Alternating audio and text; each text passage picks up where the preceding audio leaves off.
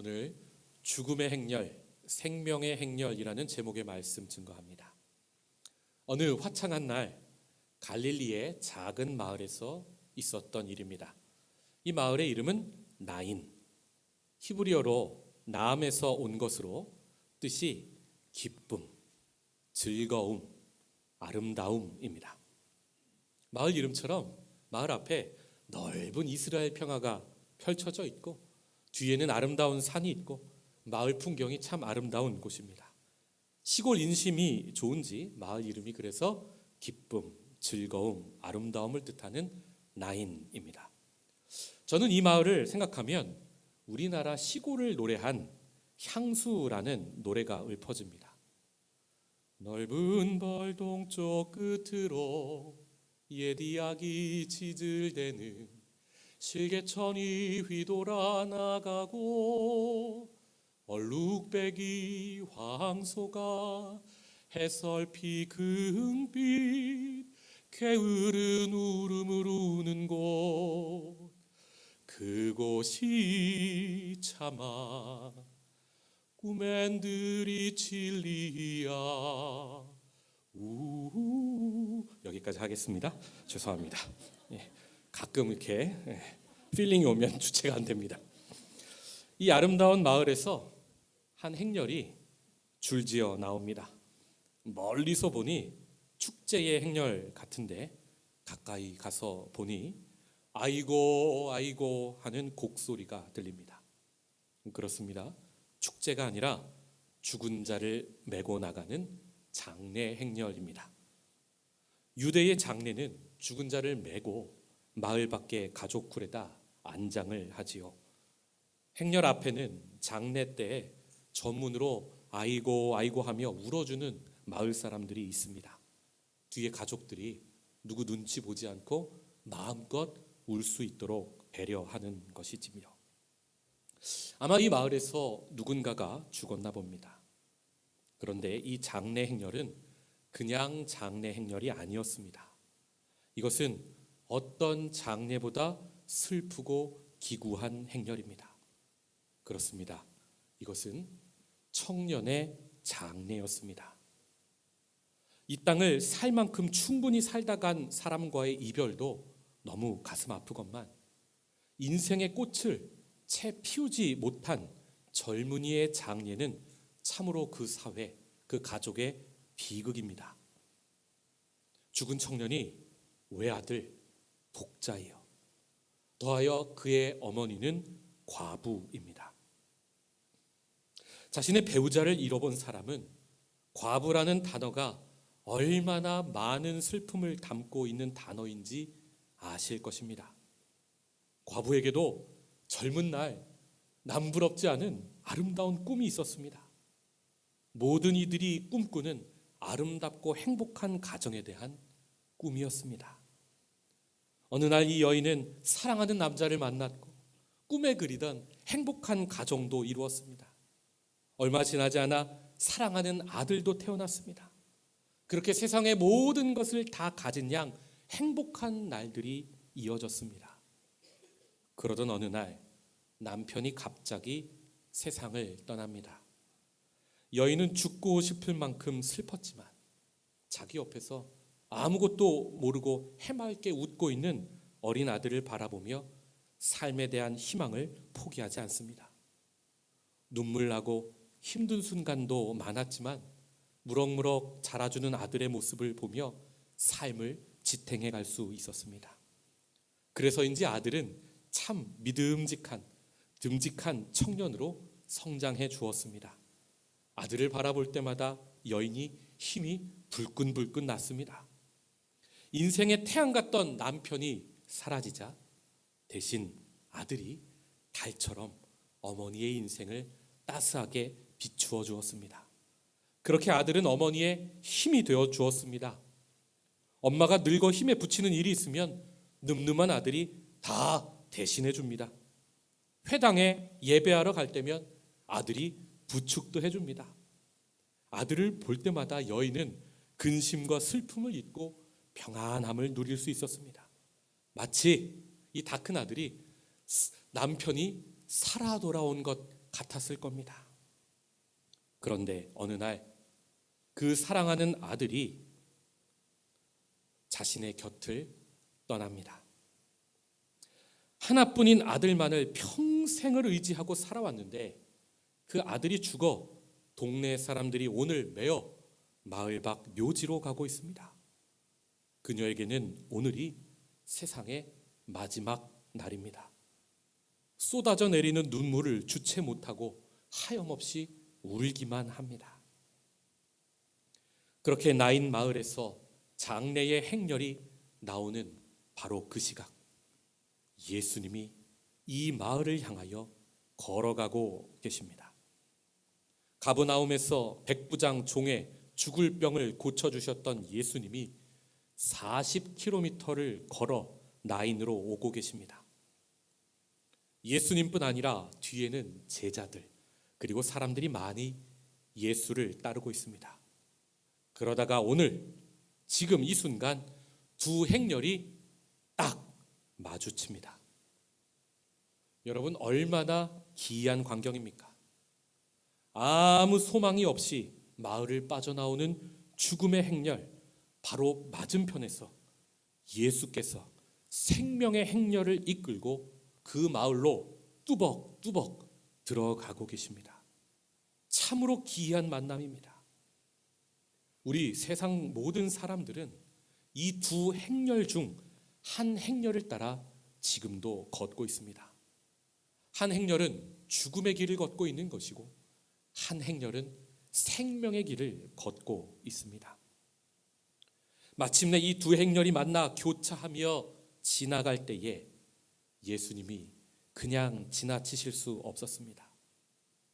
예수님은 장례 행렬을 보시자마자 전후 사정을 모두 아십니다.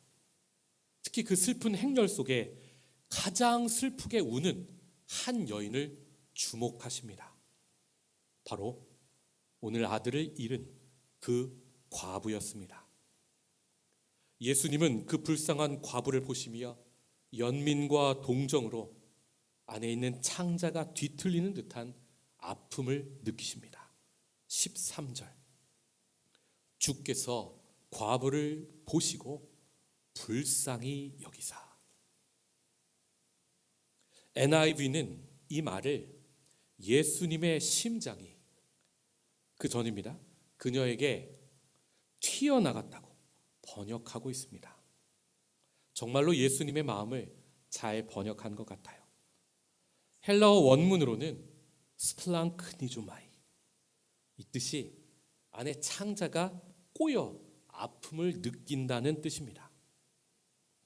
예수님은 지금 이 여인이 과부로서 평생을 눈물 흘리며 고달프게 살아온 그 삶을 보자마자 아셨습니다. 그녀의 나인, 그녀의 유일한 즐거움, 그녀의 유일한 기쁨이었던 그 아들을 잃은 이 여인의 슬픔을 아시고 예수는 뼛속 깊이 아파하고 계십니다. 비록 이 여인이 예수님께 직접 도움을 청하지는 않았지만 예수께서는 이 불쌍한 여인의 고통을 차마 외면치 못하시고 다가가 울지 말아라 위로하십니다. 예수님은 우리의 슬픔, 고통, 눈물에 관해 무관심한 분이 아니세요. 예수님은 절대로 우리의 아픔을 보시고 그냥 모른 채 지나치실 수 없으십니다. 더하여 예수는 공허한 위로만 하시는 분도 아닙니다. 예수님은 직접 나서셔 그 여인을 위해 행동을 하십니다. 예수님이 뚜벅뚜벅 친히 그 관에 가까이 다가가십니다. 과부도 상여를 맨 사람들도 그 어느 누구도 예수님께 도와주세요, 도움을 청하지 않았지만 예수님께서 이 불쌍한 죽음의 행렬을 외면하실 수 없어 먼저 다가가십니다. 그리고 죽은 청년의 관에 손을 턱 대십니다. 그러자 장례 행렬이 모두 놀라 걸음을 멈추었습니다. 이것은 당시에는 절대로 있을 수 없는 행동이었습니다. 유대인의 정결법에 따르면 죽은 시체나 무덤이나 관을 만지거나 접촉하는 것은 더럽고 부정한 일이었기 때문입니다. 유대인들의 관념상 죽음은 더러운 죄의 결과였기 때문에 죽은 자에게 손을 대는 것은 사람이 함께 더러워지는 행동이었습니다. 그러나 예수님은 율법이 정한 선, 부정함까지 뛰어넘으시면서 사랑과 연민으로 그 과부의 아들이 누워있는 관에 손을 대십니다.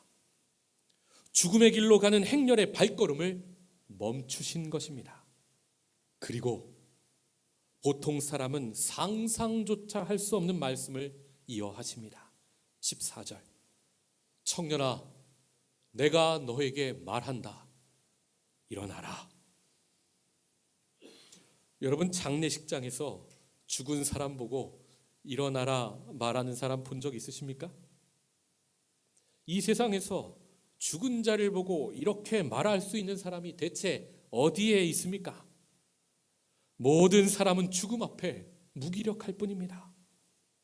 그러나 이 세상에서 단 한 분, 생명의 창조자, 생명의 주인은 이 선포를 하실 수 있으십니다. 청년아, 내가 너에게 말한다. 일어나라. 이 말씀은 생명의 주권자이신 예수님만 하실 수 있는 말씀입니다. 예수께서 그렇게 선포하시자 즉시로 누워있던 청년이 살아납니다. 그 청년이 말씀에 순종해 일어나 앉으며 말을 하기 시작합니다. 마치 잠시 잠들었다가 깨어난 사람처럼 말입니다. 예수님은 살아난 청년을 슬퍼 펑펑 울던 과부에게 돌려주십니다. 진정 예수님은 사망을 패하시고 생명을 주시는 전능하신 하나님이십니다. 지금 우리가 함께 모여 예배하는 이 예수님이 얼마나 놀라우신 분이십니까? 모든 사람이 죽음 앞에 무기력하거나 죽음을 그저 인정하고 받아들이는 데서 멈추지만 예수님은 죽음을 향해 청년아, 내가 너에게 말한다. 일어나라 말씀하실 수 있는 유일한 분이십니다. 이 일이 일어나자 사람들이 모두 놀라 경외감에 사로잡혀 이렇게 하나님을 찬양하며 말합니다. 16절, 큰 선지자가 우리 가운데 일어나셨다. 하나님께서 자기 백성을 돌보셨다. 하나님은 계속해서 우리에게 다가오십니다. 주님은 우리의 눈물을 닦아주러 계속해서 우리에게 다가오시는 분이십니다. 그런데 오늘 기적을 본 사람들이 잘 모르는 것이 하나 있습니다. 생명의 근원 되신 예수님의 정체를 모르고 그들은 그저 큰 선지자라고 보고 있습니다. 그럼 사람들은 왜 예수님이 하신 일을 보고 큰 선지자다 생각을 했습니까? 예수님 때로부터 약 800여 년 전 엘리사가 큰 선지자였습니다. 엘리사가 이방인이었던 나아만의 병을 고쳤고 수넴 여인의 외아들이 죽었을 때 살렸습니다.